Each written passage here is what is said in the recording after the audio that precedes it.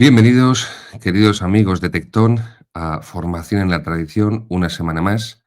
Continuamos la primera sección dedicada a la explicación, al comentario, a la profundización en la encíclica Quas Primas de Pío XI sobre la realeza de Jesucristo, sobre Cristo Rey, su teología, que hunde sus raíces en la Sagrada Escritura, en la patrística, y que de ahí evidentemente brota una espiritualidad de Cristo Rey y brota, y muy importante, de ahí se deduce por extensión, una teología política. ¿Mm? Una teología política. La Iglesia tenía una teología política de la que se avergonzó hace 60 años para abrazar la democracia liberal contemporánea, que es también una, iba a decir teología política, una antiteología, porque es un antropocentrismo, sustituir la voluntad de Dios por la voluntad del hombre. En esa medida es una especie de teología invertida, una teología subversiva.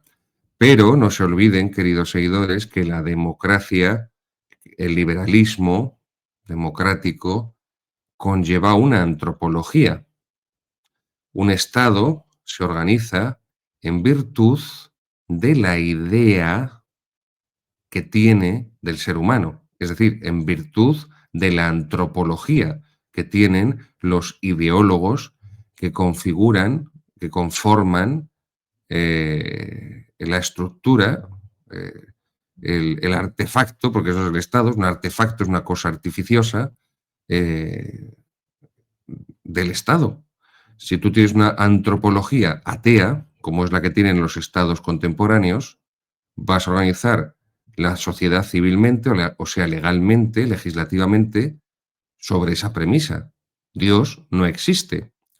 Y la Iglesia, desde 1965, en sus jerarquías, asume que esa premisa de que Dios no existe, de que, de que con la Revolución Francesa, con el movimiento filosófico y cultural de la Ilustración, con el derecho político revolucionario surgido de la Revolución Francesa, la proposición Dios no existe es una proposición completamente lícita y válida para organizar la comunidad política, es decir, la sociedad.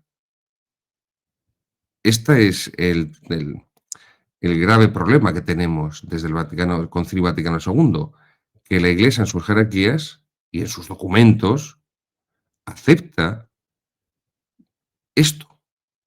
Luego, la democracia deja de ser una forma de elegir a los gobernantes, la democracia como forma de gobierno deja de ser, la democracia moderna, un simple método para elegir a los gobernantes, para convertirse en la democracia como fundamento, no como forma de gobierno, sino como fundamento del gobierno. Luego, no existe la ley natural, porque la ley natural es la que va a decidir el legislador. Y es el legislador el que va a imponer a los ciudadanos su idea de libertad, de familia, de Estado, de política, de moral, de religión, de educación, de cultura. Esta es la cuestión. Esto es el punto neurálgico, queridos seguidores. La Iglesia no solamente se abraza con una forma de elegir a los gobernantes, la democracia como forma de gobierno, quiero subrayar esto mucho, sino que se abraza con una teología invertida, que es la democracia como fundamento del gobierno, sustituir la voluntad de Dios, la soberanía de Dios, la soberanía social de Jesucristo, que es lo propio del régimen de la cristiandad, sustituirla por la voluntad colectiva de los hombres.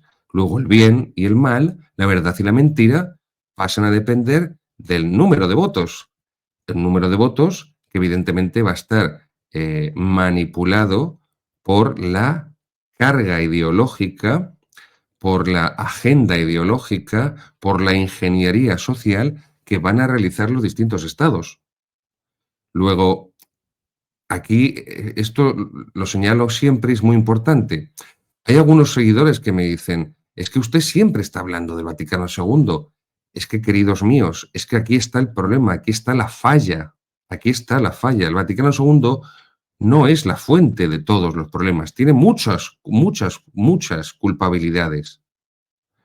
No, no es tanto los documentos, que también, también, pero no olviden que todo texto tiene un contexto y los documentos del Vaticano II no caen del cielo, se formulan en un contexto y con una metodología y con una finalidad.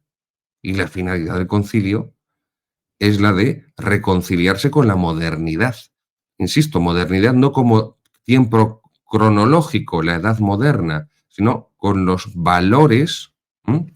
Con la axiología de la modernidad, que no es otra, como muy bien decía y denunció siempre desde los inicios del posconcilio Monseñor Marcel Lefebvre, el trilema de la Revolución Francesa: libertad, igualdad, fraternidad. Y, insisto, sustituir el teocentrismo, que es lo propio del régimen político de cristiandad, el teocentrismo, que es el ámbito, el hábitat natural de la Iglesia, una Iglesia teocéntrica centrada en Dios, nuestro Señor, Padre, Hijo y Espíritu Santo, centrada en la gloria de Dios y en la salvación de las almas, a sustituirla por un modelo antropocéntrico, donde el centro es el hombre. De modo que, según se vaya moldeando la mentalidad del hombre moderno, según se vaya manipulando la mentalidad del hombre moderno, eso empuja a la Iglesia al aceptar ese principio antropocéntrico, aceptar ese principio democrático liberal en política, la empuja cada vez más a aceptar ese principio en teología. Cuanto más fuertes, por eso, son las presiones para normalizar la homosexualidad, la Iglesia se ve arrastrada por ello. Ahí tenemos el documento Fiducia Supplicans, que, que es una herejía y es una blasfemia, dicho por el cardenal Müller y el cardenal Sara. Esos son los términos que usaron los dos, una herejía y una blasfemia, porque el pecado contra la naturaleza, la inversión del orden natural querido por Dios, el pecado que clama al cielo, como dice la Sagrada Escritura, pretende ser bendecido, bendecido. Es lo más grave que ha sucedido en estos años. Lo mismo podríamos decir en tantos otros planos. La liturgia por eso se modifica, porque la misa tradicional está centrada en Dios, es teocéntrica. El fin de la misa es la adoración a Dios, el culto a Dios, la gloria de Dios, mientras que la misa nueva, aunque el sacerdote, y yo la he celebrado, insisto, durante 15 años cuando he sido párroco, tanto en las aldeitas de Toledo como en pastoral urbana en la diócesis de Getafe, pero la misa nueva cuesta más entender que el centro es Dios y no que el centro es el sacerdote y no que el centro es la participación activa de los fieles. Tienen que tocar, tienen que dar palmas, tienen que hacer lecturas, tienen que hacer peticiones, tienen que hacer. La sustitución del ser por el hacer. La primacía del hacer, de la praxis, que eso es el marxismo también. Y esto también se manifiesta, por ejemplo, en la vida de los sacerdotes. El modelo sacerdotal es el sacerdote que está todo el día corriendo arriba y abajo, a ser posible con muchas reuniones, y que se siente realizado porque además confunde apostolado con ocio y se piensa que de actividades que son de entretenimiento se pueden considerar que es el apostolado. Por eso, Quas Primas centra a la Iglesia en Jesucristo. Centra la sociedad, la comunidad política, en el teocentrismo, en Dios.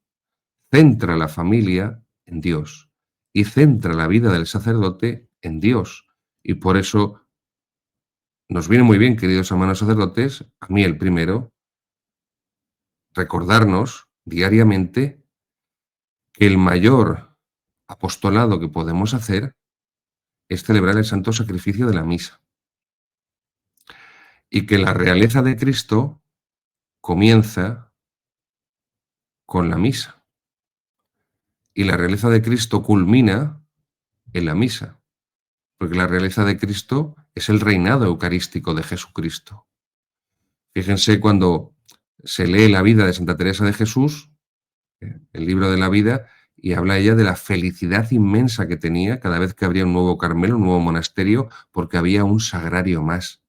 Y había unas almas escogidas, esas monjas carmelitas, que iban a adorar a Jesucristo en el Santísimo Sacramento del altar, que iban a acompañarle día y noche, que iban a gastar sus vidas para dar gloria a Dios y salvar almas, con su trabajo, por supuesto con su oración, con su trabajo hecho oración, con su penitencia que es fruto de su oración, que brota de su oración y que también se convierte en oración del cuerpo, en la oración del cuerpo. Eso es también el ayuno en cristiano, el sacrificio hecho oración, el sacrificio del cuerpo que se hace oración cuando se ofrece, cuando se eleva a Dios con espíritu de fe y de humildad. Y por eso es tan diferente hacer ayuno por una dieta, por cuestiones de estética, como hace tanta gente, que hacer un ayuno con un sentido sobrenatural de fe. Por eso tenemos que conocer muy bien, meditar, estudiar, leer y releer esta encíclica Quas Primas del Papa Pío XI y también, se lo puede poner en portada, por favor, nuestro realizador, también les recomiendo el libro que han reeditado hace poco, recientemente nuestros amigos de la Asociación Luz de Trento, les enviamos un fuerte abrazo desde aquí, Cristo Rey, de Tihamer Todd. Ya hicimos la presentación aquí tienen la dirección, luzdetrentoeditorial.es, luzdetrentoeditorial.es, es donde lo pueden adquirir. No se vende por Wallapop, no se vende por Amazon, no se vende en las librerías. Tienen que acudir directamente a la asociación luzdetrentoeditorial.es. Les escriben y ahí ya les indicarán cómo conseguir el ejemplar de Cristo Rey de Tihamer Todd. Este hombre, Tihamer Todd, ya lo dijimnos en el programa con el profesor Barrecoa, pues era un obispo húngaro que tenía... Era una especie como, para que nos sirva de referencia, analogía, era como el Fulton Sheen húngaro de los años 30, Sus libros se tradujeron a 16 idiomas. En España, cuando éramos la España católica, en los años 40, 50, se tradujeron todos sus libros, fueron muy vendidos, lo que se dice ahora en anglo, fueron bestsellers, pero claro, luego vinieron los aires modernos de Vaticano II y se dejó de publicar Tihamer Todd hasta el día de hoy, que gracias a Dios están recuperando sus obras nuestros amigos de la editorial Luz de Trento. Tihamer Todd, Cristo Rey, son 400 páginas donde va desgranando de forma amena, porque este hombre era un gran escritor y era un gran predicador, es decir, era un gran comunicador y, por supuesto, era un profundísimo teólogo y se nota en cada página que era también un alma de oración, un hombre profundamente penetrado por el espíritu de fe, de esperanza, caridad, por un celo, por la salvación de las almas, por formar almas, sobre todo las de los jóvenes, que tuvo un gran apostolado con jóvenes, Tihamer Todd, Cristo Rey, y aquí, pues, porque es contemporáneo, esta obra a la encíclica Quas Primas de Pío XI profundiza, divulga, expone con ejemplos, ¿cómo decir? Para hacer más asequible todas las ramificaciones, todo lo que comprende, todo lo que significa, todo lo que conlleva que Jesucristo sea Rey. Rey de cada una de las almas, Rey de la familia, rey de la sociedad, de la comunidad política, rey de las naciones, rey de la educación, rey de cualquier realidad humana, porque Jesucristo es verdadero Dios y verdadero hombre, perfecto Dios y perfecto hombre. Se lo recomiendo, por favor. Es la publicación ideal para prolongar el estudio y la lectura de la encíclica Quas Primas del Papa Pío XI. En el programa anterior, como les dije, con el profesor Barrecoa, saltamos al número 23 y número 24, porque anteriormente nos habíamos quedado, el último que explicamos, el último número fue el 16. Entonces saltamos, en lugar de explicar el 17, pues saltamos al 23 y 24 con el profesor Barrecoa, porque ya les dije que son los números de la encíclica centrales en los que se resume todo el sentido de la teología y todos los motivos por los cuales codifica la teología de Cristo Rey en esta encíclica el Papa Pío XI y promulga la festividad de Cristo Rey para que cada año se recuerde a los fieles, al menos una vez al año, como decimos en España, una vez al año no hace daño, cada año con motivo de la festividad de Cristo Rey se recuerda a los fieles qué significa la realeza de Cristo y cómo Cristo tiene que reinar y de qué forma. Algo parecido también pues con lo que la Iglesia hizo con la solemnidad del Corpus Christi. Tiene esa finalidad. ¿El Jueves Santo es el día de la Eucaristía por excelencia? Sí, y por supuesto de la institución del sacerdocio, pero como tiene esa dimensión de la Semana Santa, Dios nuestro Señor suscitó que hubiera otro día al año dedicado exclusivamente al cuerpo, al culto, al cuerpo y la sangre eucarísticos de su Hijo Jesucristo. Y que cada año, al menos con motivo de la solemnidad del Corpus Christi, la Iglesia transmitiera a sus fieles una gran catequesis que les hiciera recordar pues la realidad vital para un cristiano, que es la Santísima Eucaristía, el Santísimo Sacramento del altar. Yo, gracias a Dios, he tenido la posibilidad de leer muchísimos sermones antiguos. Antes del Vaticano II había lo que se conocía como unas publicaciones que se conocían como sermonarios. Y eran libros, esto ya viene del siglo XVI. Yo creo, si no recuerdo mal, que los primeros sermonarios, me equivoco, puede que hablo de memoria, los primeros sermonarios se remontan al siglo XV, al siglo XIV, al menos los que hay en español. Siglo XIV, siglo XV y al siglo XVI, además ya hay manuales de confesores, pero esos sermonarios eran libros en los que distintos autores o teólogos, ambos, otros predicadores, habían recogido predicaciones para cada uno de los domingos y de las fiestas del año litúrgico, del ciclo litúrgico, y eso era muy leído por los sacerdotes porque, entiéndanme, les daba hecha la predicación. Solamente tenías que coger el libro y decir, bueno, ¿en qué domingo estamos? En tal domingo. Leían el sermón que venía en el librito, sacaban unas ideas y ya tenía hecho el sermón. Entonces había muchos sermones, pues como todo en la vida, queridos míos, unos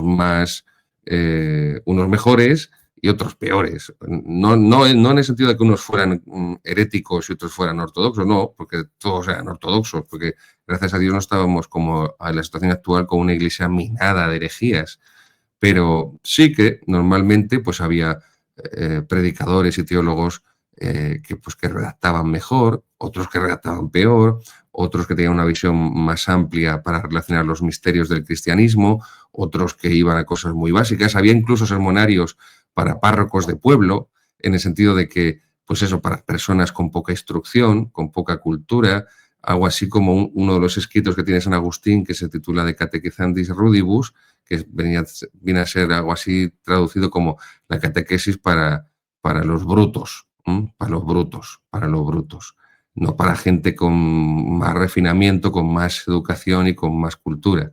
Bien, pues leyendo muchos de esos sermonarios te das cuenta cómo las verdades de la fe se recordaban con frecuencia en la predicación y la diferencia con el momento actual. donde normalmente los sacerdotes predican sobre el Evangelio, dando por hecho una relación ficticia, una ficción, que es que los fieles que les están escuchando tienen aprendidos los rudimentos básicos de la fe cristiana. Y esto no es así, esto no es así. Entonces, pues yo qué sé, llega el domingo en el que aparece el Evangelio, imagínense, yo qué sé, de la Samaritana, capítulo 4 de San Juan, y están predicando sobre la Samaritana y el perdón de Cristo y el arrepentimiento y tal, pero están predicando a personas que no tienen formación para darse cuenta de lo que es, por ejemplo, el pecado de fornicación, de lo que es el sacramento del matrimonio, de pues personas que, claro, por ejemplo, el aborto no aparece en los evangelios directamente. Claro, pues muchos de los fieles que acuden a misa los domingos son partidarios del aborto. A lo mejor no radicales, pero sí que son comprensivos con el aborto o son comprensivos con la eutanasia, cosas de este tipo. Por eso, formémonos bien, llevemos una vida de oración, de sacramentos y conozcamos nuestra fe. Por eso, estos programas de formación en la tradición tienen esta finalidad formativa, catequética, de profundización, de alimento espiritual, de alimento del alma, de alimento para una inteligencia católica. Pues en estos números 17, 18, 19, 20, 21, 22, lo que hace Pío XI es exponer las consecuencias que tiene el reconocimiento de la realeza de Cristo. Dice, por ejemplo, el número 17, si los hombres pública y privadamente reconocen la regia potestad de Cristo, necesariamente vendrán a toda sociedad civil increíbles beneficios, como la justa libertad. Si se dan cuenta, en el mundo moderno cada vez hay menos libertad. Cada vez vimos más una dictadura encubierta, que es lo que explica magistralmente Aldous Huxley en Un mundo feliz. Si alguien no lo ha leído, se lo recomiendo. Es una novela distópica, breve, es un librito de bolsillo. Aldous Huxley no es que fuera ningún santo varón, más bien todo lo contrario, y su hermano, ya ni les cuento, era un... En fin, no me voy por ahí. Pero Aldous Huxley, en Un mundo feliz, en esa novela distópica, lo que está narrando, y hace muchos años de eso, es nuestro mundo posmoderno. Es nuestro mundo posmoderno, donde vivimos de facto, no de hecho, no de derecho, de iure, pues una tiranía, no ya una dictadura, porque también la dictadura puede ser buena. La dictadura era una institución romana que podía ser buena o mala, dependiendo si el dictador era bueno o malo, es decir, dependiendo si el dictador buscaba el bien común o su beneficio personal. No, vivimos la corrupción, que es la tiranía, la corrupción del gobierno de uno, de la monarquía, como teoriza Aristóteles en sus formas de gobierno, en su obra política, la tiranía que es invisible, que se sirve de alimentar las pasiones pecaminosas del ser humano, perdón, y que por eso los que la padecen esa tiranía acaban amando las cadenas y acaban amando ese despotismo con el que les tratan y les pastorean. Pues el reinado de Cristo trae la justa libertad, la paz, la concordia. Cuando vivimos tantas familias que están totalmente desestructuradas y destruidas y enfrentadas, tantos matrimonios enfrentados, rotos, vemos que la paz y la concordia no existen. La paz no es solamente la ausencia de guerras, no es solamente eso. La regia dignidad de nuestro Señor, así como hace sacra, sagrada, en cierto modo, la autoridad humana de los jefes y gobernantes del Estado, así también ennoblece los deberes y la obediencia de los súbditos. El principio de autoridad, el principio de jerarquía, se basa en Dios. Cuando la democracia arranca el fundamento de la comunidad política en la religión, en Dios, cuando la democracia liberal arranca la soberanía de Dios, la soberanía de Jesucristo de la sociedad, y por lo tanto de la sociedad humana más básica, célula, que es la familia, la educación, se quiebra el principio de autoridad. La autoridad del maestro hacia los alumnos, la autoridad de los padres hacia los hijos. Número 18. Los gobernantes, si los gobernantes legítimamente elegidos se persuaden de que ellos mandan, dice legítimamente, no es lo mismo que democráticamente. Esto nos llevaría a una derivada que es la cuestión que hay entre legalidad y legitimidad, pero ahora no toca esto. Si los gobernantes legítimamente elegidos se persuaden de que ellos mandan más que por derecho propio, es decir, por fuerza, por voluntad, por mandato y representación del rey divino, cuán santa y sabiamente habrán de usar de su autoridad. Si los gobernantes, su autoridad estuviera basada en la ley natural, en la ley de Dios, no se saltaría la ley natural y la ley de Dios y sabrían, por lo tanto, que no tienen que mentir, que no tienen que robar. Claro, como dice Dostoyevsky en Los hermanos Karamazov, si Dios no existe, todo está permitido. Si asentamos la sociedad política, la comunidad política, el Estado, como representante, bueno, de la comunidad política sobre la base de que Dios no existe, luego tampoco hay ley natural, aunque no sea revelada, que no lo es la ley natural, pues ¿por qué no se va a poder mentir? ¿Por qué no se va a poder robar? ¿Por qué no se va a poder cometer cualquier inmoralidad? Esto ya lo deja muy claro Maquiavelo en su obra El Príncipe, pero sobre todo en su otra obra, que es muy poco conocida, los discursos sobre la primera década de Tito Livio. Y ahí es donde él no lo dice así literalmente, pero es evidente al principio, el fin justifica los medios. Entonces, eso es lo que tienen en mente todos los políticos. El fin justifica los medios.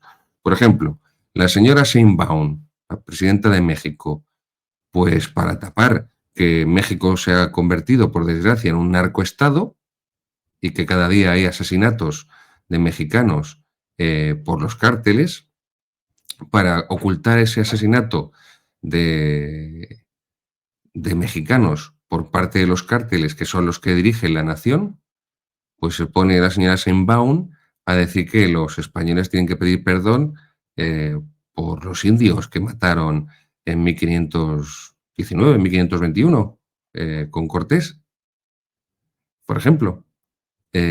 Cuando lo que fue aquello fue una guerra civil entre indios mexicas, todos los pueblos que vivían oprimidos por los aztecas. Recuerden que Cortés toma Tenochtitlan con un ejército de 150.000 indios, y de ese ejército de 150.000 indios solo hay 800, 900 españoles. En fin, hay algo muy parecido fue lo que hizo Pizarro con los incas. Pero bueno, que nos vamos por los cerros de Úbeda y tenemos que ir con cuas primas. Tengo más peligro que un mono con un saco de bombas. Sigue diciendo Pío XI, número 18, pues aunque el ciudadano vea en el gobernante o en las demás autoridades públicas a hombres de naturaleza igual a la suya, luego pecadores igual que él, y aun por eso indignos y vituperables por cualquier cosa, no por eso rehusará obedecerles cuando en ellos contemple la imagen y la autoridad de Jesucristo, Dios y hombre verdadero. Yo he conocido a los últimos de Filipinas, a los últimos mohicanos, a los últimos viejecitos que vivieron y conocieron la España católica. Y en uno de los lugares donde yo estuve de párroco, el sacerdote que tuvieron durante los años del Vaticano II, posteriores al Vaticano II, más bien años 70, pues el pobre tenía una adicción tremenda al alcohol. Era alcohólico perdido, vamos. De hecho, murió de cirrosis. Y todos los días se cogía una borrachera, una melopea, y había que llevarle a su casa entre dos hombres porque no se tenían pie. Además, por lo que me han contado y las fotos que he visto, era un hombre grandísimo, era un armario. Ojo, los que iban con él iban igual de borrachos con él, porque el sacerdote, el párroco, se emborrachaba con ellos. Yo he conocido a esos viejecitos, no a sus hijos, que eran los viejecitos cuando yo estaba allí de párroco. que eran los monaguillos del sacerdote y que eran los hijos de los señores que les llevaban a su casa, que iban igual de borrachos, llevando tumbos. Y esto era público, notorio, era un pueblo de pocos cientos habitantes. Estamos hablando que por aquella época el pueblo tendría 700, 800 habitantes, no creo que tuviera muchísimos más. Yo haciendo también recuerdo de los datos demográficos. Pero como era la España católica, nadie perdía la fe por eso. Evidentemente era un comportamiento inmoral. Sí, estaba mal. Evidentemente, claro, no iba a justificarlo nadie ni nadie iba a aplaudirlo, pero no perdían la fe ni perdían el respeto al sacerdote por eso. Porque sabían que como hombre era un pecador y le estaba dando un mal ejemplo, pero era el párroco, el representante de Jesucristo. Y por eso la gente no dejaba de ir a la misa del domingo, no dejaba de escucharle con atención los sermones y no dejaba de acudir a la confesión y a recibir el perdón de Dios a través de ese hombre que le habían visto la noche anterior al pobre dando tumbos como una cuba junto con los otros dos que le acompañaban, que bueno, que eran más de dos muchas veces porque se juntaban varios hombres. Que si comían queso, chorizo, jamón, salchichón y venga vino, porque además en esa época no había más bebida alcohólica que el vino y el aguardiente, no había whisky, no había vodka, no había tequila, no había ron, no había ni cerveza, no había más que eso. No perdían la fe por eso. E incluso los que eran sus monaguillos, como les decía, que eran los hijos de los señores que iban borrachos también a llevar al cura a su casa, cuando me lo contaban a mí, y insisto que ya eran viejecitos, me lo contaban con pena, como si fuera su padre el que era alcohólico. No se regodeaban, lo contaban con pena e incluso le disculpaban. Es que el pobre estaba muy solo. El pobre estaba muy solo. Sus padres murieron, vivía con su hermana murió de cáncer relativamente joven y el pobre se quedó solo y se refugió ahí. Bueno, pues esto es lo que está diciendo Pío XI, que el fundamento de la autoridad está en esto. Sigue diciendo en el número 19, ¿qué felicidad podríamos gozar si los individuos, las familias, las sociedades se dejaran gobernar por Cristo? Entonces, cita ahora León XIII en la encíclica Nunc Sacrum, cuando consagra el mundo al Sagrado Corazón de Jesús en el año 1899, entonces se podrán curar tantas heridas. Todo derecho recobrará su vigor antiguo. El derecho natural, lo que la Iglesia ha abandonado, el derecho natural. Ahora estamos en la batalla por defender dentro de la Iglesia, contra los funcionarios eclesiásticos sodomitas, la ley natural. Les he dicho lo de fiducia supplicans. Bueno, pues como cedimos la trinchera del derecho natural, que es la proyección y la extensión de la ley natural, y nos replegamos la trinchera que está detrás de la ley natural, al ceder la primera, ahora nos vemos que nos están invadiendo a la segunda, la de la ley natural. Porque el derecho natural no es más que la proyección política, jurídica, de la ley natural. Entonces se podrán curar tantas heridas, todo derecho recobrará su vigor antiguo, volverán todos a aceptar la buena voluntad del imperio de Cristo cuando le obedezcan, cuando le obedezcan. No podemos decir que queremos ser cristianos si no queremos que la sociedad sea cristiana, que la sociedad obedezca los mandamientos de Dios, de la ley de Dios y por tanto, evidentemente, de la ley natural. Pero el problema es que la democracia es un régimen de opinión. Y entonces, en sociedades donde hay ese régimen de opinión, pues la Iglesia acepta ser una opinión más. Y entonces no tenemos la verdad con mayúsculas, la verdad absoluta, porque es la única religión verdadera, porque es la única religión revelada por Dios, Padre, Hijo y Espíritu Santo, sino que nosotros damos nuestra opinión como unos más, pues la asociación de pasteleros da su opinión, el club de coleccionistas de sellos da su opinión, la asociación de gays y lesbianas da su opinión y la Iglesia Católica da su opinión, que vale tanto como las demás. Por supuesto, los moros, los judíos, los budistas, los hindúes, los Hare Krishnas, los tibetanos, pues también tienen su opinión. Como somos ecuménicos, pues cada uno damos nuestra opinión. No hay que hacer proselitismo, como decía el Papa Francisco, no hay que evangelizar, no hay que convertir, porque si se evangeliza es para convertir, para hacer cristianos. Por eso es tan importante que comprendamos lo que hay de teología y, por lo tanto, de vida en esta encíclica de Quas Primas. Por eso siempre les subrayo lo de teología de Cristo Rey, espiritualidad de Cristo Rey y política, teología política de Cristo Rey. Porque la teología no está divorciada de la vida, no hay una cesura entre la teología y la vida, y la teología es una mera teorización en las nubes sobre cosas de Dios. No, la teología se hace vida. Pues hasta aquí, queridos amigos, la explicación de la encíclica Quas Primas.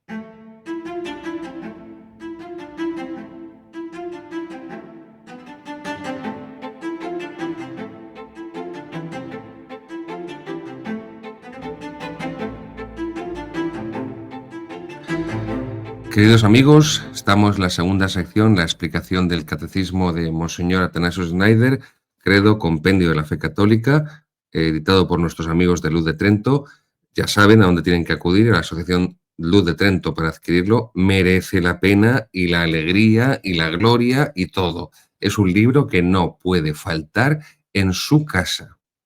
Necesitamos tener un catecismo de referencia, para estudiar, para rezar, porque el catecismo no es solo para aprender cosas, es que eso también hay que rezarlo. Por ejemplo, ustedes, yo les recomiendo, van a la parte de los sacramentos, que es la tercera parte, y buscan el sacramento de la Eucaristía. Lo que enseña Monseñor Schneider, que es lo que enseña la Iglesia Católica, la tradición católica sobre el sacramento de la Eucaristía, récenlo, por favor, récenlo, llévenlo a la oración, llévense el libro a la iglesia, recen delante del sagrario con las verdades de la fe católica sobre el Santísimo Sacramento del altar. Lo mismo digo sobre las verdades de fe de la Santísima Virgen María, de nuestro Señor Jesucristo, de los novísimos, muerte, juicio, infierno y gloria, ten cristiano en tu memoria, muerte, juicio, infierno y gloria, ten cristiano en tu memoria.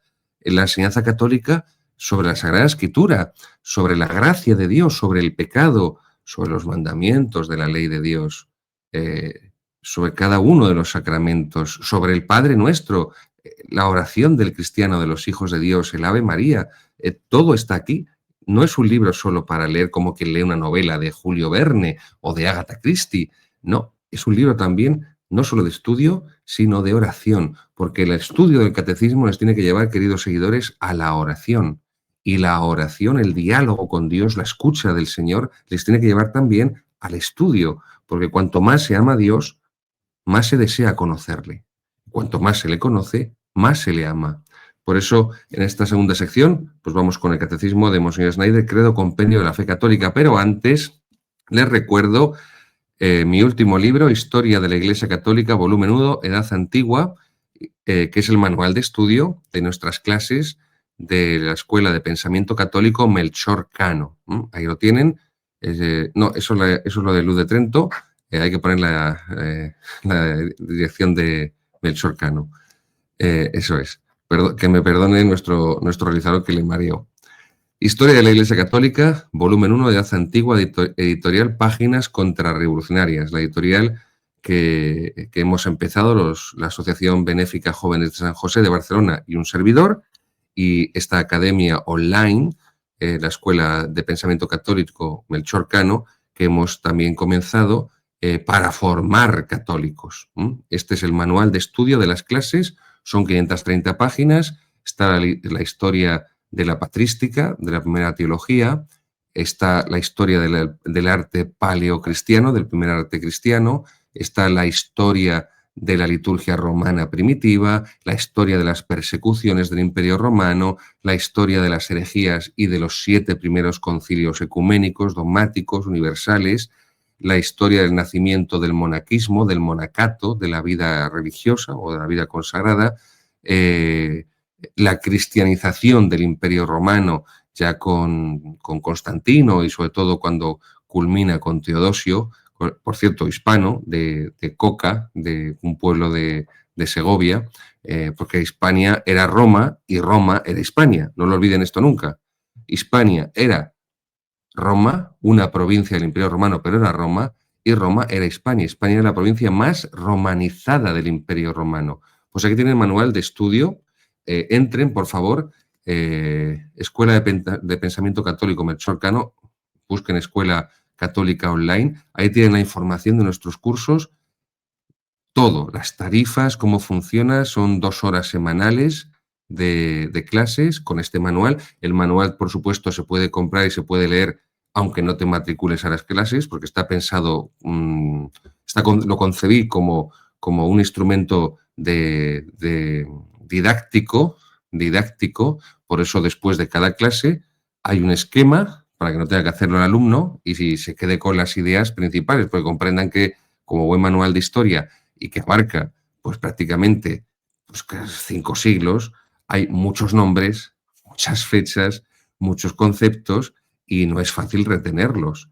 El esquema después de cada clase ayuda a retener y a organizar, a estructurar los contenidos más importantes y además hay un examen de tipo test después de cada clase. Son 17 clases, 16 clases y hay una última que es de recapitulación, una síntesis de toda la asignatura de la historia de la Edad Antigua, de la Iglesia Católica y una síntesis teológica, porque recuerden, como les acabo de decir, que esos 7 primeros concilios dogmáticos, ahí se formula, se estructura, se profundiza en el dogma católico, es decir, en las verdades reveladas por Dios y que la Iglesia, gracias a la inspiración del Espíritu Santo, que es el quien guía a la Iglesia, el Espíritu Santo, quien guía a la Iglesia es el Espíritu Santo, va profundizando en esas verdades de fe a medida que van siendo negadas por los primeros herejes. Y la Iglesia condena las herejías y a los herejes,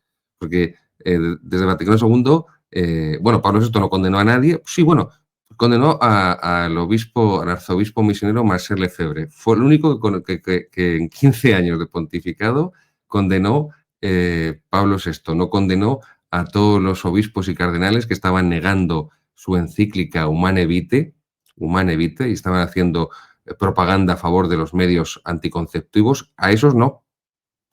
A teólogos, entre comillas, teólogos, como Hans King, como Schillebeck, que estaban negando la divinidad de Jesucristo, bueno, que estaban negando hasta que Dios es Padre, Hijo, Espíritu Santo, por supuesto la virginidad de María, la presencia real de Cristo en la Eucaristía, la estructura jerárquica de la Iglesia, el ministerio sacerdotal, estaban negando todas las verdades de fe. A esos no. El malo era Monseñor Lefebvre. Pues mira, esto es lo que hay. Bueno, pues aquí tienen Historia de la Iglesia Católica, volumen 1 de Edad Antigua. Próximamente no tardará mucho en salir el volumen 2, Edad Medieval, porque será la asignatura siguiente. Y recuerden que es un curso que dura 2 años, es decir, 4 semestres, y en cada semestre se imparte cada una de las asignaturas. Este primer semestre antigua, el segundo medieval, y al próximo año, primer semestre moderna, y segundo semestre contemporánea.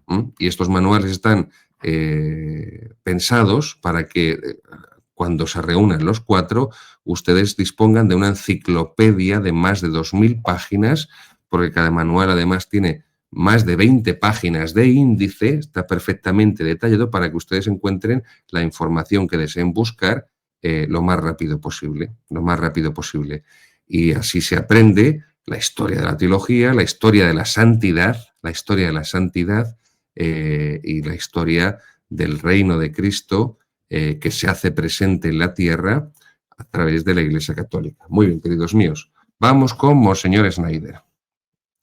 Recuerden que estamos en la segunda parte del catecismo, que es la parte de la moral. Recuerden también cómo Santo Tomás de Aquino concibe la moral católica, la moral cristiana, como el retorno de la criatura racional a Dios. Venimos de Dios, que nos ha creado, y a Dios volvemos. Es la estructura de la suma teológica. Exitus, reditus. Exitus, venimos de Dios, salimos de Dios, reditus, volvemos a Dios. Volvemos a Dios por la fe y las obras. Con la fe y las obras. No como dicen los protestantes, solo por la fe sin obras. No, no, no, no, no. Obras y fe. Obras con fe. Obras con fe. ¿De acuerdo? Entonces, por eso, los actos del cristiano, las decisiones del cristiano, tienen también, evidentemente, como las de cualquier ser humano, una intencionalidad moral, unas consecuencias y también parten de unos presupuestos, de unas causas. Luego, esto es como concibe Santo Tomás de Aquino, el gran doctor angélico, el doctor común, el aquinate, hay muchas formas de designarle, como la moral. El retorno de la criatura racional a Dios, como el ser humano tiene un alma racional,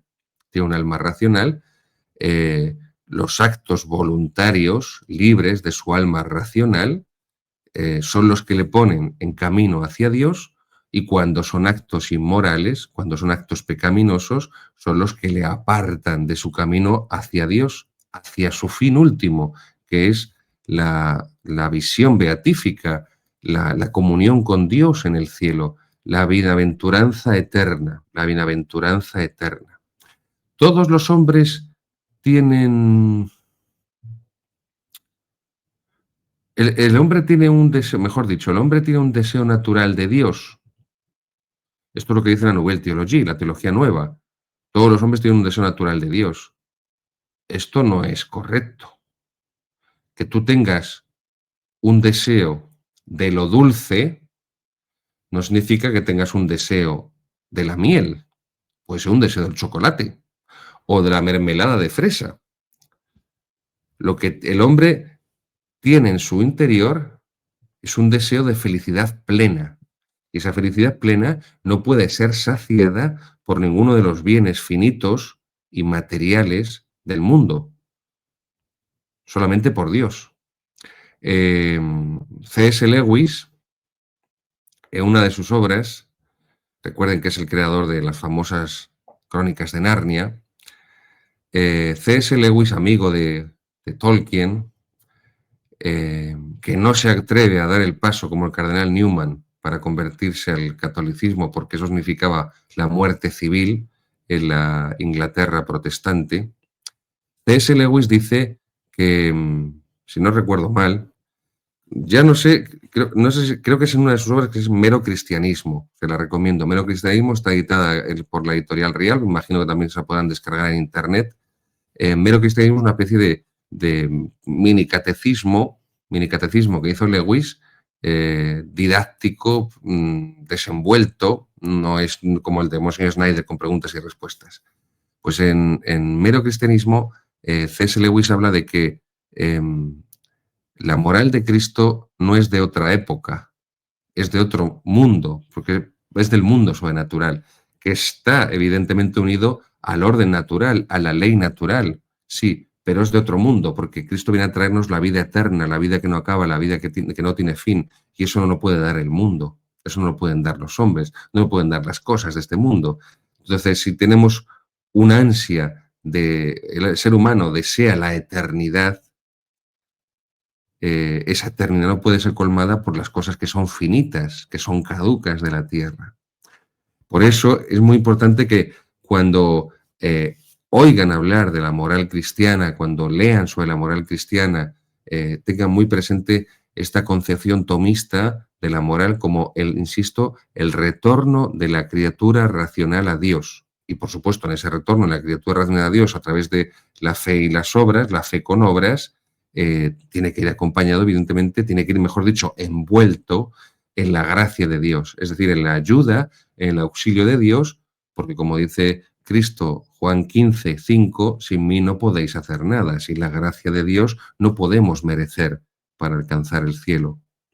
Sin la gracia de Dios no tenemos la fuerza para rechazar el pecado y practicar la virtud. Las virtudes cardinales, humanas, las virtudes morales, prudencia, justicia, fortaleza y templanza, que ya explicamos en el Catecismo de Snyder, y las virtudes sobrenaturales o teologales, que son fe, esperanza y caridad, como estamos haciendo ahora, que estamos explicando la virtud de la fe. Recuerden que nos quedamos en el número 98, cuáles son algunas normas para discernir apariciones o revelaciones privadas. Estuvimos hablando de esto. En un futuro, no sé cuándo, pero no creo que sea tampoco tardando muchísimo, quisiera hacer un programa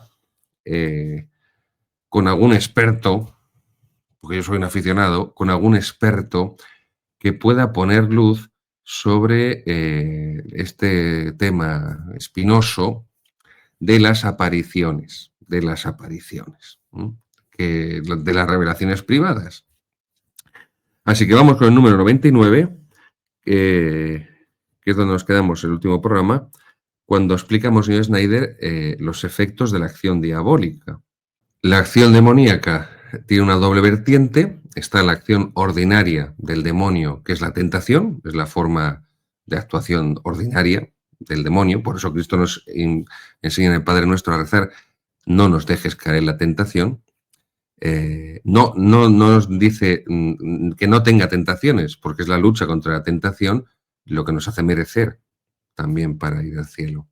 Y luego hay una acción extraordinaria del demonio, que vendría a ser pues la posesión diabólica, que es la acción extraordinaria por excelencia.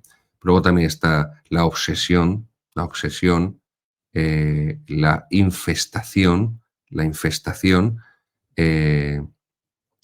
y a ver, que está hablando de memoria: obsesión, infestación, posesión y la vejación. Vejación, pues la vida del Padre Pío se ve perfectamente, la vida del cura de Ars, Santa Gemma Galgani, que sufrían vejaciones, ataques del demonio. La posesión demoníaca, pues creo que esto ya es conocido por todos. La infestación se produce de lugares, por ejemplo, de cosas, o incluso hasta de animales, cuando se han utilizado para ritos satánicos. Piensen, pues, una casa en la que se ha hecho ouija, en la que se ha hecho una misa negra, pues esa casa puede sufrir una infestación demoníaca. O si se ha utilizado algún animal en algún rito demoníaco o algún objeto para algún rito demoníaco, eso es la infestación. Y la obsesión es cuando el demonio, la tentación del demonio se materializa en una obsesión que consigue llevar a esa persona por esa obsesión, pues por ejemplo con pensamientos suicidas, con pensamientos homicidas, con pensamientos de, pues eso, que ha conseguido que esa persona, que ese alma, sufra esas obsesiones del demonio. Bien. Pero el diablo, y aquí lo explica muy bien Monseñor Schneider, también puede producir revelaciones falsas que animan a la gente a orar, a ayunar y a hacer penitencia. No olviden la definición de Cristo que hace del demonio en el Evangelio de San Juan: mentiroso y padre de la mentira. En el capítulo 8 de San Juan, el demonio es mentiroso y padre de la mentira. Mentiroso y padre de la mentira. De modo que incluso algo aparentemente bueno, el demonio lo permite o lo manipula o lo representa falsamente para buscar un fin malo. Dice Monseñor Schneider: el diablo está dispuesto a perder mucho si puede ganar almas a largo plazo. Y cita en 2 Corintios 11:14. Incluso Satanás se transforma en ángel de luz. Y por eso hay místicos a los que Satanás se le ha aparecido bajo forma de santos, de Jesucristo, de la Virgen. San Juan nos advierte, primera carta de San Juan, capítulo 4, versículo 1, no creáis a cualquier espíritu, sino probad los espíritus para ver si son de Dios. Por eso es tan peligroso esta situación que vivimos en la Iglesia Católica actualmente, de tantas personas que parece que van buscando y van corriendo detrás de las apariciones, de las revelaciones privadas y bueno, pues ¿qué dice la Virgen en tal sitio? ¿Cuál es el mensaje de las apariciones de la Virgen en tal otro? ¿Y qué dice aquí el corazón de Jesús a esta persona que se le revela o que le ha dado no sé qué mensaje? Bueno, os podría contar un episodio una vez que me ocurrió, pero es que si no me vuelvo a ir por los cerros de Úbeda. En otro momento saldrá a relucir, ya lo contaré en algún programa, porque fue muy gracioso. La última vez que fui al santuario de Garabandal con un sacerdote amigo mío de Sevilla, muy gracioso, y que poco menos que tuvimos que salir corriendo porque no sé si es que ese día coincidió que todos los visionarios de Occidente se dieron cita allí y desde que bajé del coche y vieron mi sotana me empezaron a acercar grupos de personas, sin exagerar, bueno, ya la cuenta ahora, que leches.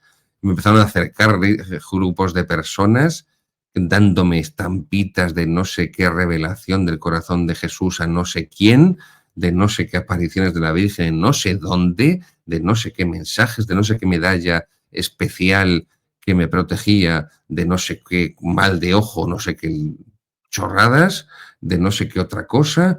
Bueno, que no nos dejaron ni rezar el rosario, porque el plan que llevamos este sacerdote amigo y yo era subir a los pinos donde pues apareció la Virgen, a rezar el rosario y volvernos.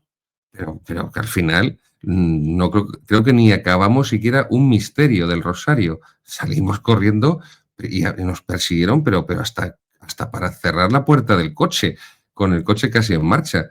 Entonces, bueno, estas personas son buenas, tienen un deseo de Dios, deseo de Dios, tienen sed de oración, tienen sed de vida sobrenatural, pero les falta formación, lo han sustituido, lo han suplido por un deseo, un afán de novedades, de revelaciones, viendo además cómo está la iglesia patas arriba, cómo nos hemos convertido, yo siempre lo digo, ya lo saben, en el circo de Manolita Chen, que era un travesti, un transexual, y claro, pues se creen que como vemos todo como está, tanto ad extra fuera de la iglesia como ad intra en el interior de la iglesia, pues van buscando estas revelaciones y estas cosas. Entonces, esto no es sano. Por eso lo que dice aquí el apóstol San Juan, la primera carta de San Juan, Juan 1, 4:1, primera de Juan 4:1, no creáis a cualquier espíritu, no probad los espíritus para ver si son de Dios, dice Monsignor Snyder. Los demonios pueden producir revelaciones falsas. Pueden. Para, primero, distraernos de las revelaciones privadas genuinas. Las revelaciones del Sagrado Corazón de Jesús a Santa María de la Coque en el siglo XVII son revelaciones privadas, genuinas, aprobadas por la Iglesia, y por eso tenemos la solemnidad del Sagrado Corazón de Jesús. La solemnidad del Corpus Christi es fruto de unas revelaciones privadas a una religiosa, y la Iglesia la reconoce porque promulga la solemnidad del Sagrado Corazón de Jesús. Entiéndanme. Bueno, de hecho, el rosario también es una revelación de la Santísima Virgen María, privada. El escapulario de la Virgen del Monte, de la Virgen del Carmen, del Monte Carmelo, es una revelación privada a San Simón Stock. La Iglesia reconoce una serie de revelaciones privadas que son de Dios, que vienen directamente de Dios. En el caso del Sagrado Corazón de Jesús, en el caso del Corpus Christi, o a través de la Santísima Virgen María, corredentora, Tucho, corredentora, Tucho. El problema que tenemos es la infiltración sodomítica en el clero y en el episcopado y en el cardenalato. Ese es el problema que tenemos. Fiducia supplicans. La Virgen es corredentora. Coopera a la redención de Cristo. Tucho, te recomiendo el vídeo que hizo Jaime Mercán Simó con un servidor, que yo no hice más que estar de adorno, porque el que sabe teología es Jaime Mercán Simó. Tucho, mírate el vídeo de Jaime Mercán Simó. Yo es que no tengo tu dirección de correo, no te lo enviaba. Mírate el vídeo de Jaime Mercán Simó, que es un teólogo tomista, que sabe teología, no como tú, no como tú.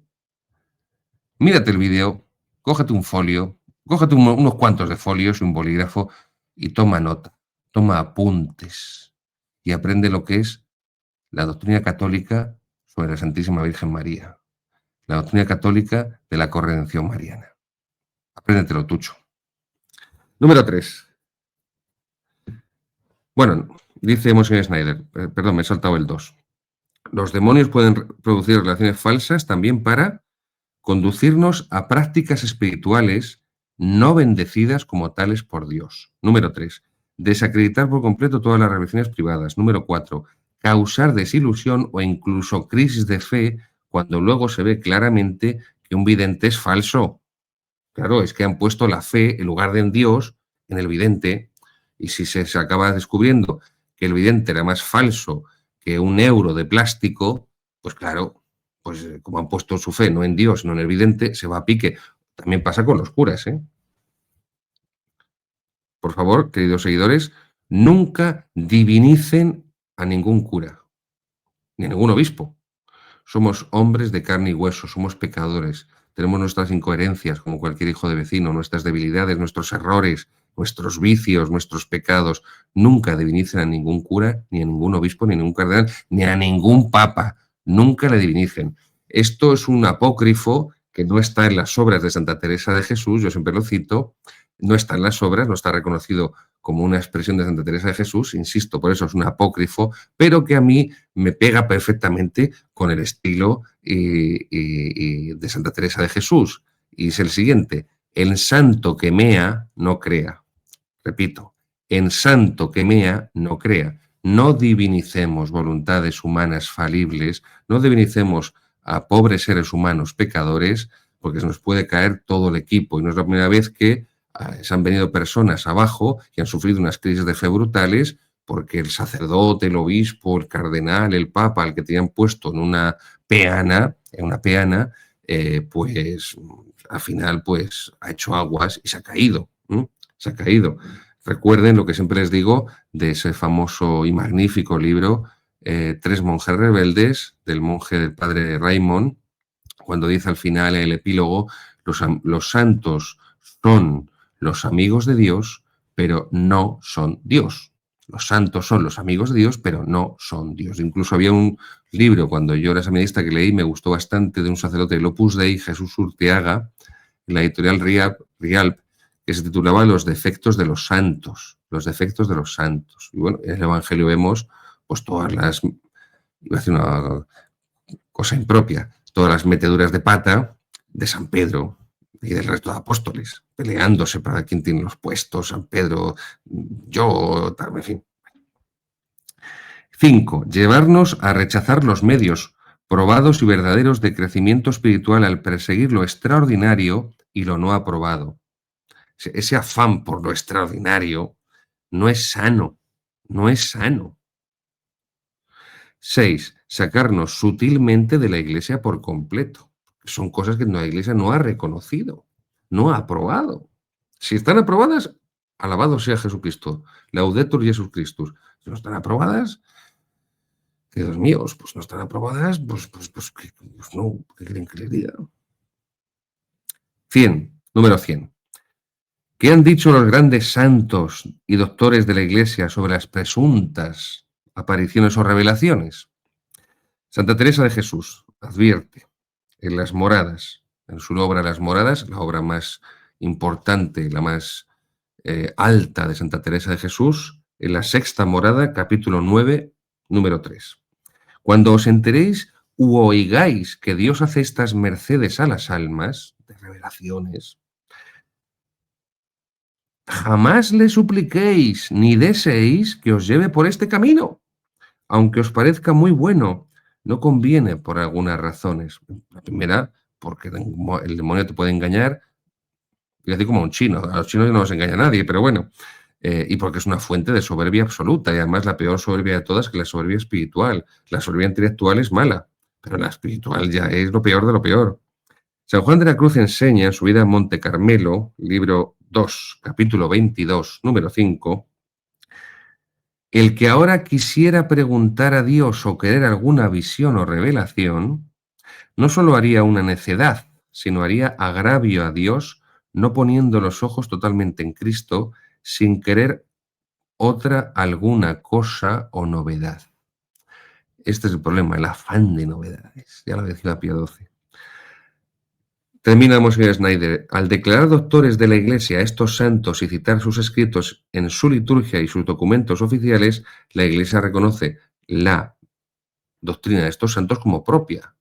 O sea, no hace falta ser fraile, monja, carmelita o terciario carmelita para leer con provecho las obras de Santa Teresa de Jesús, de San Juan de la Cruz, de Santa Teresa de Niño Jesús, de la Trinidad, etcétera, etcétera, etcétera. Del Padre Valentín de San José, que se lo recomiendo. Padre Valentín de San José, si no recuerdo mal, fue 34 años director espiritual de Santa Maravillas de Jesús. Un santazo, el Padre Valentín de San José, un santazo, sus escritos magníficos. Oración mental, según Santa Teresa, el mejor de todos. Pero bueno, que me desvío. 101. ¿Cómo pecamos contra la fe por defecto? Recuerden que se puede pecar por exceso o por defecto. Los bautizados pueden pecar por defecto con pecados de omisión o de negación. y los no bautizados pecan por defecto por pecados de incredulidad. El que no está bautizado, el que no es cristiano, puede pecar por defecto de fe, porque no cree, por la incredulidad, y los bautizados pecan por defecto de fe, por omisión o por negación, al negar la fe o al omitir lo que conlleva la fe. 102. ¿Cómo pecamos contra la fe por omisión? Dice Monsignor Snyder. Al descuidar el aprendizaje de las verdades que estamos obligados a conocer. Importantísimo. Pecamos contra la fe por omisión al descuidar el aprendizaje de las verdades que estamos obligados a conocer. Estamos obligados a conocer las verdades de la fe y cada uno en la medida de sus posibilidades, en la medida de su inteligencia y en la medida de su tiempo. Pero hay que conocer. Estamos obligados a conocer las verdades de la fe. Por eso es tan importante la formación. 2. Al no realizar actos de fe cuando son necesarios. Y 3. Pecamos contra la fe por omisión, por el indiferentismo religioso. Y termino. 103, número 103. ¿Cómo pecamos contra la fe por negación? Y dice Monsignor Snyder, mediante la herejía, la apostasía y la adoración falsa o idólatra. Y va ahora a continuación a explicar qué es la herejía, qué es la apostasía y qué es esa adoración falsa o idolatría. Queridos seguidores, terminamos aquí.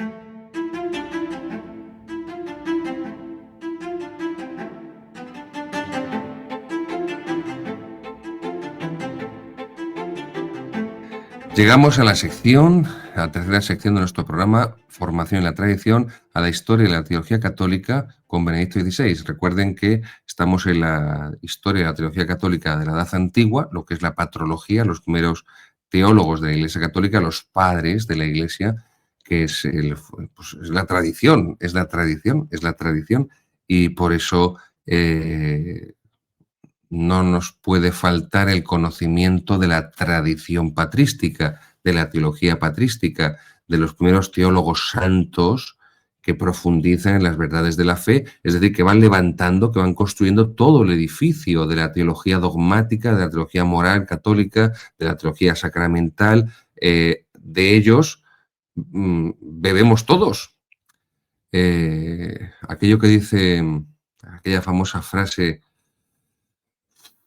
Juan de Salisbury, me suena que es Juan de Salisbury, un teólogo medieval, a Bernardo de Chartres, cuando le dice en Metalogicus, creo que se llama, Metalogicus la obra, cuando le dice somos enanos a hombros de gigantes. Somos enanos a hombros. Esto es la tradición. La teología liberal, modernista, la Nouvelle Théologie, lo que hace, igual que la Revolución Francesa, igual que el liberalismo, es romper con la historia, romper con el pasado. Eso intentó ya el Renacimiento antropocentrista, romper con la Edad Media, romper con la cristiandad. Renacía la cultura y la civilización con ellos. La Edad Media fue un periodo oscuro, oscurantista, inculto. Nosotros ahora hemos renacido gracias a los clásicos griegos y romanos. Sí, claro, los clásicos griegos y romanos que tradujeron y que copiaron durante 1000 años de Edad Media los monjes en sus monasterios y que ellos citaban y enseñaban. Pero bueno, y lo mismo la Ilustración. La Ilustración, la Ilustración, nosotros somos los ilustrados, los filósofos de las luces, lo demás es todo oscuridad. Superstición, ¿no? Recuerden que en la Revolución Francesa, por ejemplo, a los guerreros de la Vendée, a los mártires de la Vendée, les denominaban la superstición. Pues lo mismo ocurre con la teología liberal, con la teología Nouvelle Théologie, que es la teología que se ha impuesto en la Iglesia. Romper con la tradición, romper con el pasado, romper con la historia. Enfrentar a los padres, enfrentar la patrística con la escolástica, con Santo Tomás de Aquino. Cuando Santo Tomás de Aquino es el más perfecto discípulo de San Agustín, es el que más cita en la Suma Teológica, más que Aristóteles, más que Aristóteles, al estagirita, como dice Santo Tomás en la Suma, porque recuerden que era de Estagira, Aristóteles, un pueblo en Macedonia, y Santo Tomás perfectamente conoce todos los textos de los Santos Padres. Tiene una obra, Santo Tomás, no es muy conocida, por desgracia. Algún día tengo que recuperarla para los comentarios litúrgicos o la lectura de la Santa Misa tradicional, que se llama Catena Áurea. Y la Catena Áurea de Santo Tomás de Aquino es un comentario de los 4 evangelios a base de textos de los Santos Padres.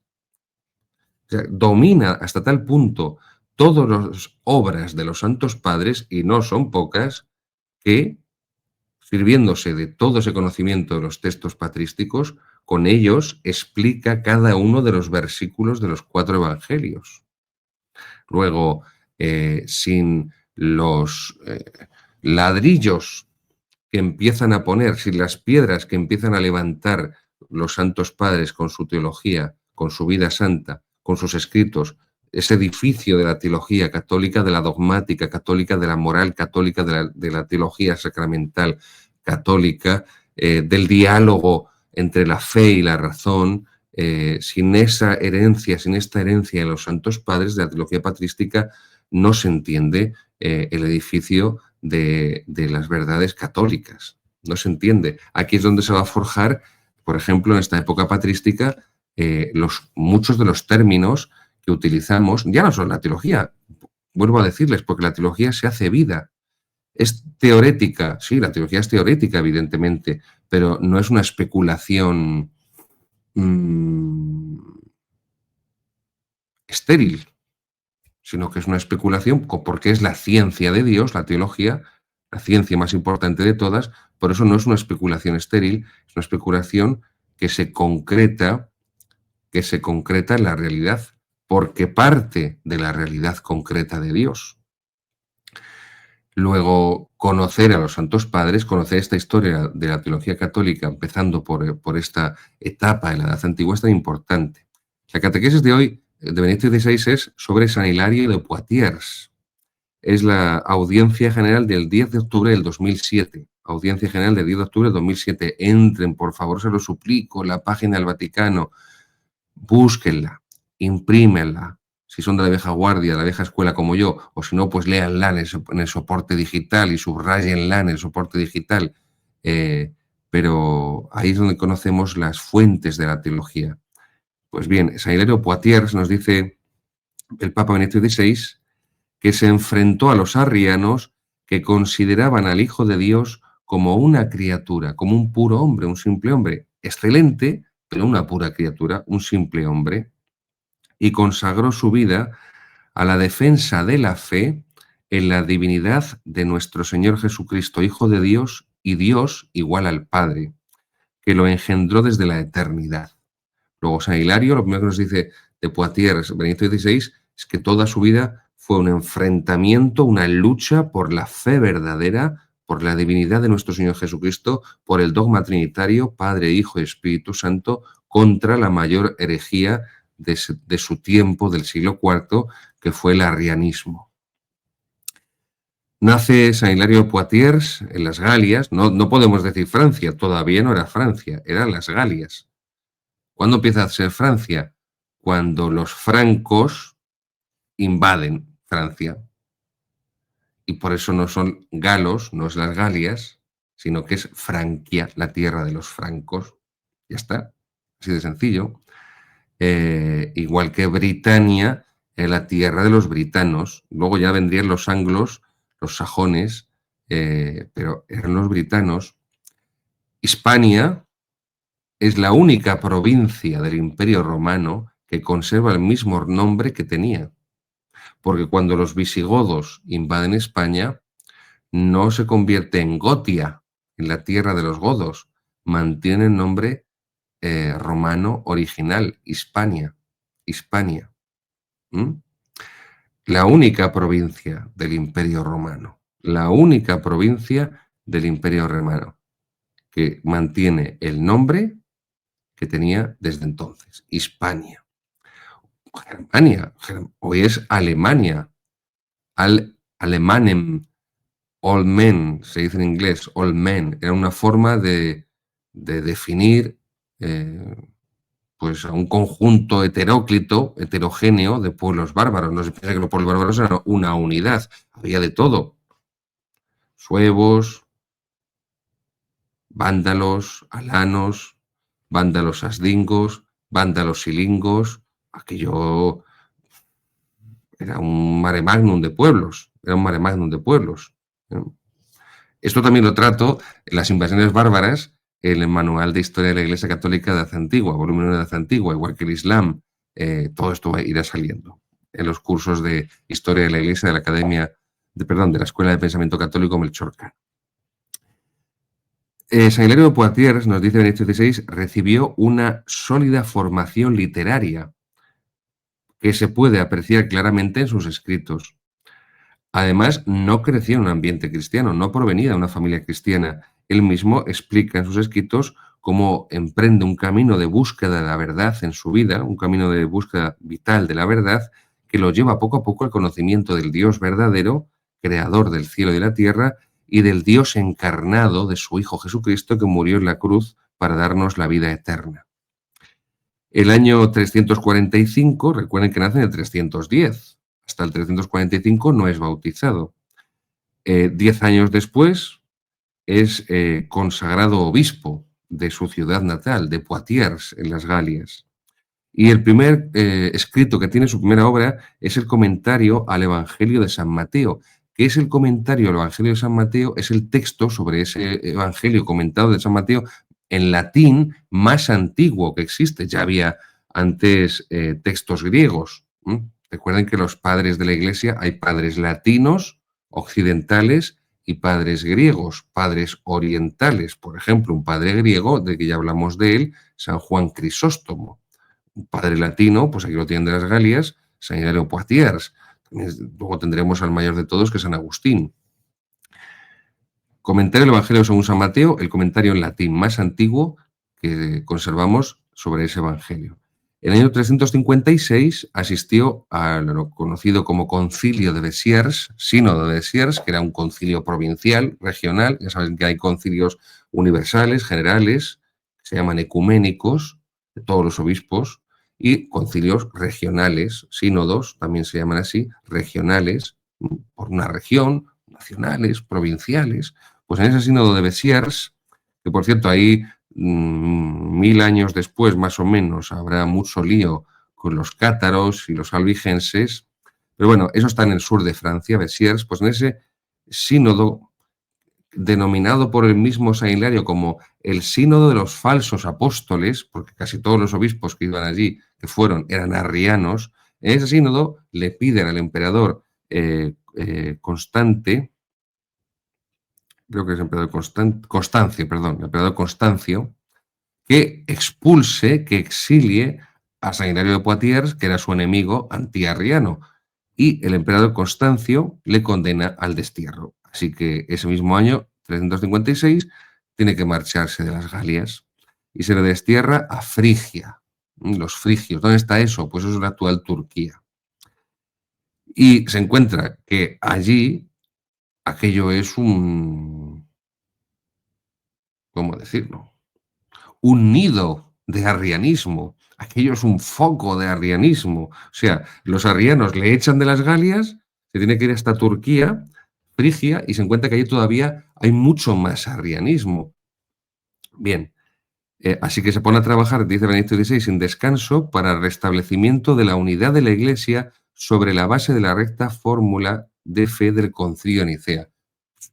Paramos. Esto hay que pararse en ello.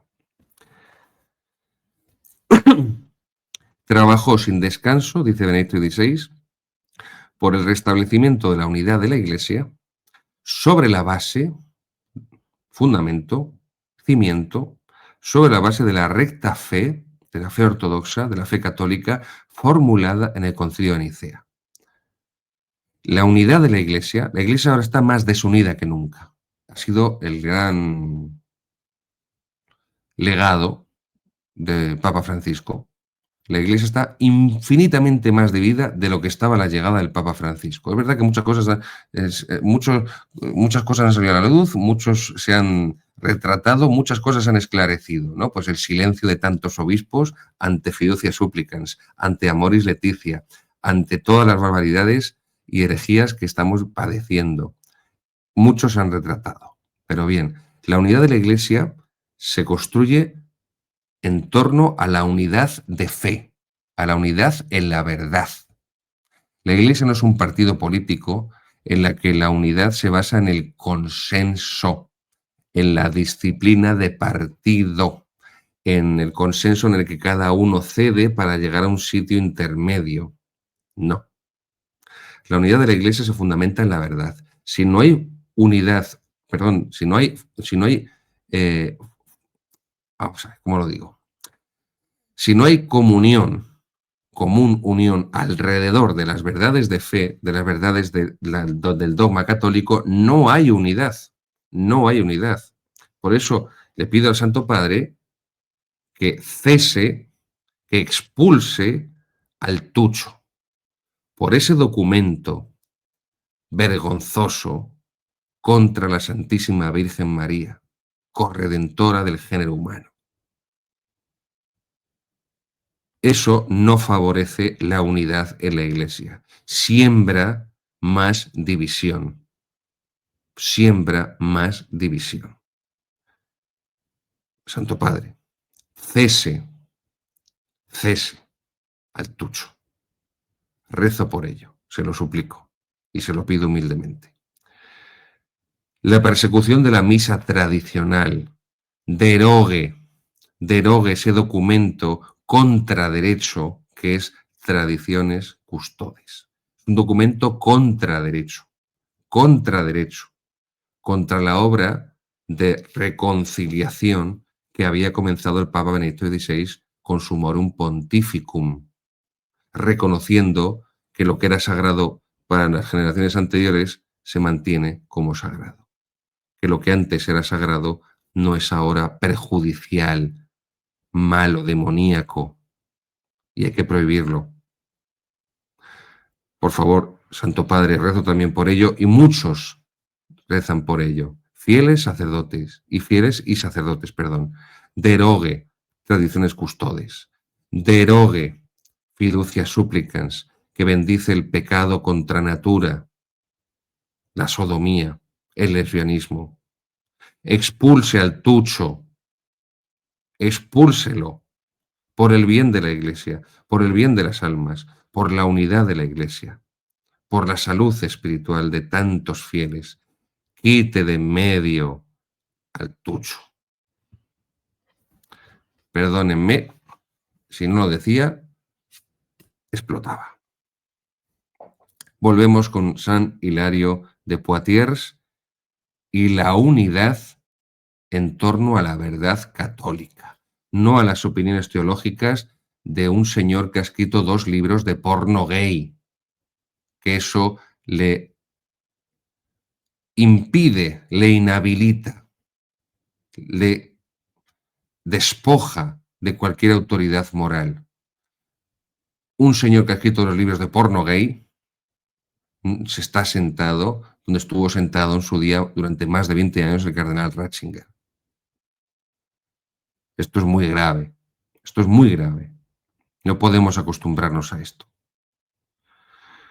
Bueno, pues con este objetivo de la comunión en la verdad, de la unidad en la fe, San Hilario Poitiers escribe su obra dogmática más importante, que es el Tratado sobre la Trinidad, el De Trinitate. De es una preposición latina que significa, se traduce por sobre, De Trinitate, sobre la Trinidad.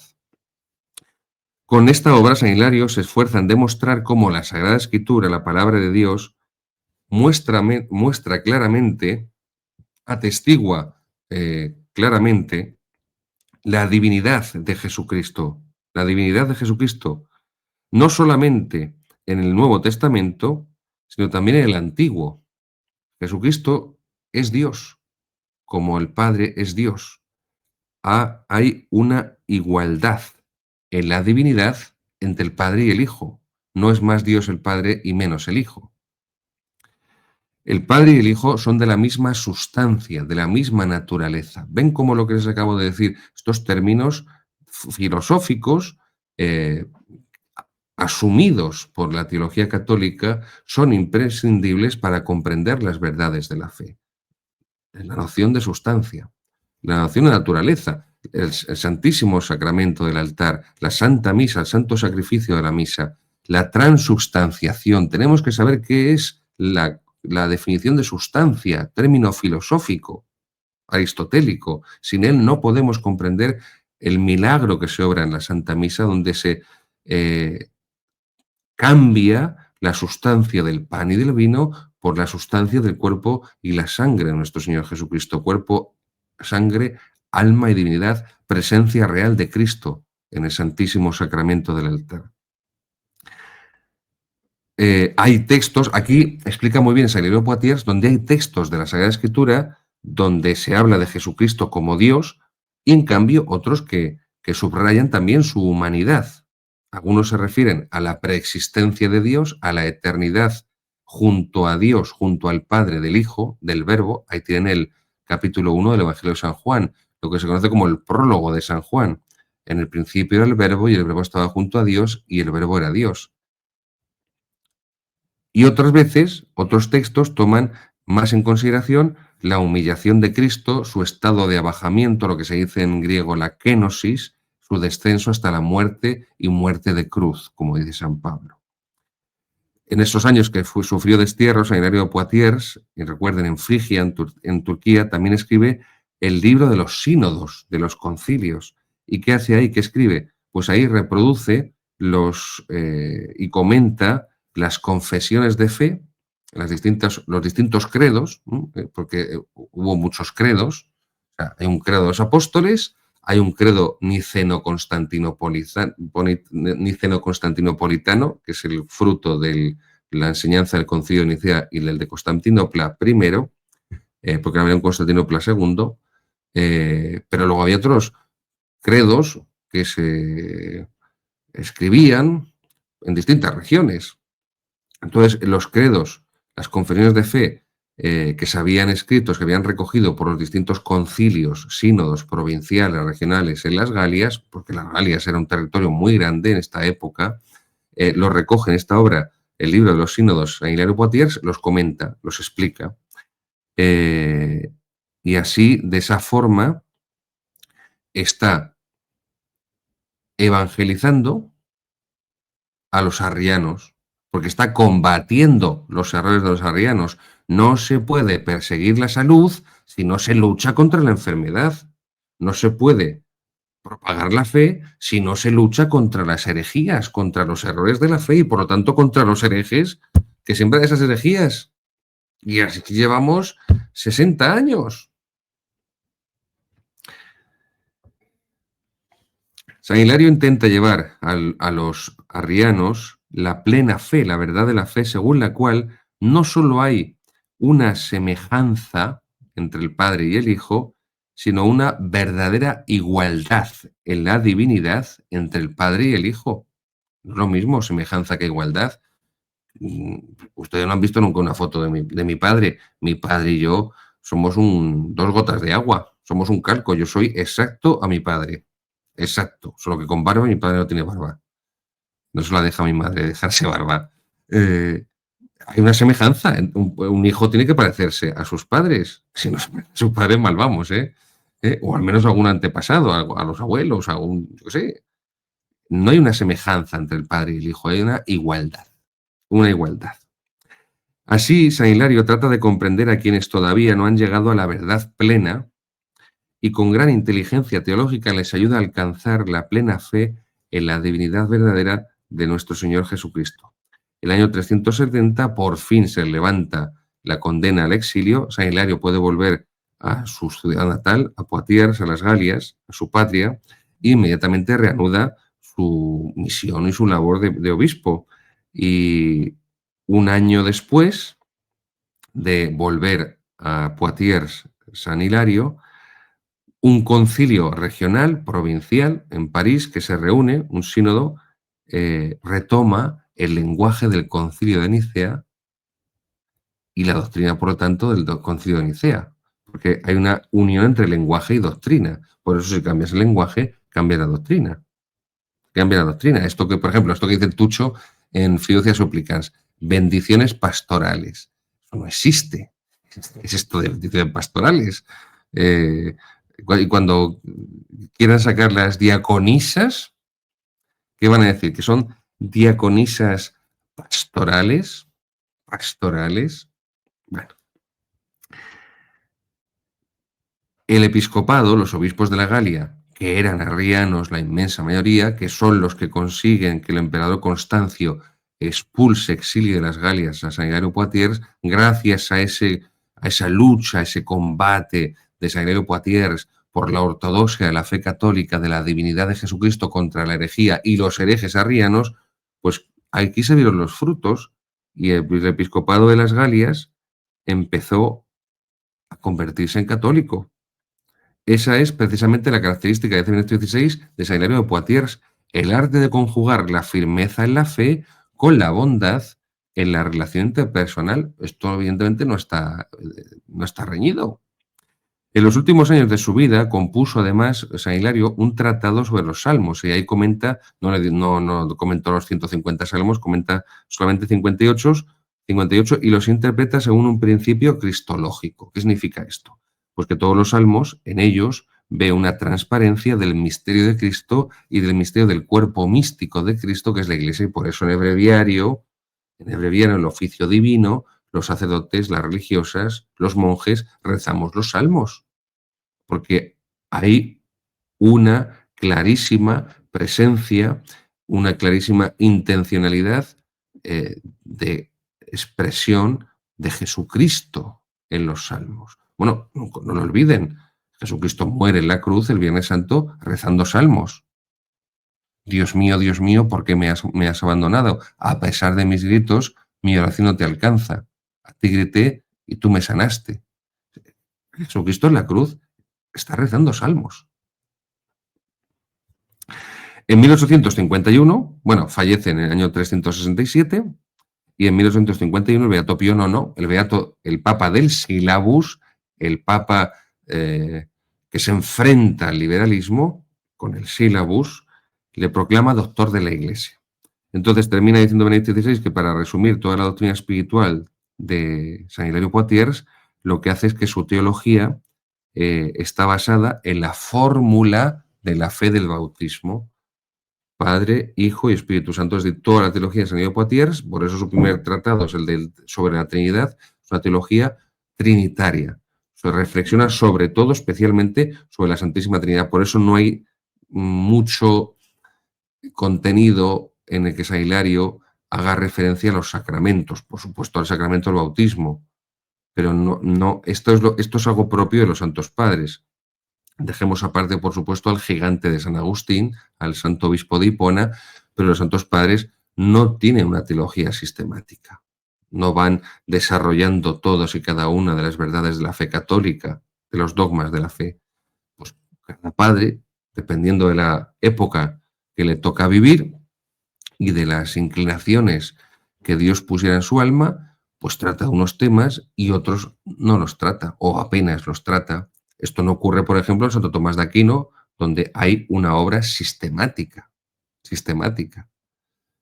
La dogmática, los sacramentos, los mandamientos, la ley natural, la ley divina, esto sí está en Santo Tomás.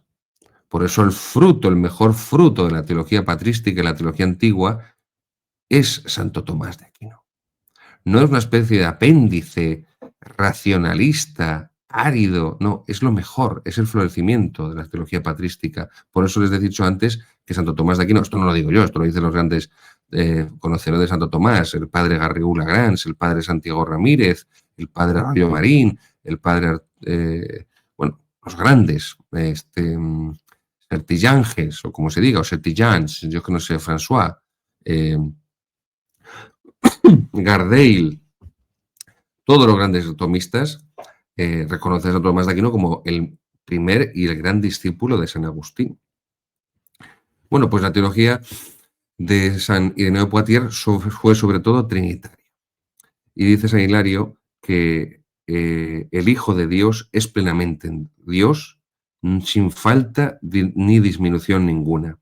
Y nos dice Benedicto XVI, solo en Cristo el Hijo de Dios, que es también Hijo del Hombre, solamente en Él la humanidad encuentra salvación. Como dicen los 8 apóstoles, no se nos ha dado otro nombre por el cual podamos ser salvos.